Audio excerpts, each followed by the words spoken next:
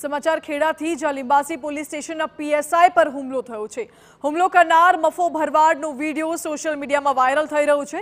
Revolver સાથેનો video viral થતા પોલીસે ગુનો દાખલ કર્યો છે। પોલીસે આરોપીના ઘરે નોટિસ પણ લગાવી છે। 3 દિવસ પહેલા આરોપીએ પીએસઆઈ પર હુમલો કર્યો હતો। મફા પાસે રિવોલ્વર ક્યાંથી આવી, કોની રિવોલ્વર છે તે અંગે તપાસ ચાલુ છે।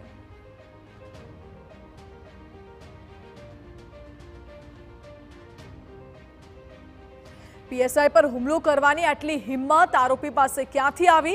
शुं आरोपीना क्यांय छेड़ा आडेला छे के कोईनी रहम नजर छे ते पण सवाल उठी रह्यो छे। तेनी पासे रिवोल्वर क्यांथी आवी? शुं रिवोल्वर तेनी ज छे के बीजा कोईनी छे? आ तमाम सवालो उठी रह्या छे। सवालोने लईने पोलीसे हाल तो तपास आरंभी छे। महत्वनुं छे के 3 दिवस पहला आरोपीए पीएसआई पर हुमलो कर्यो हतो।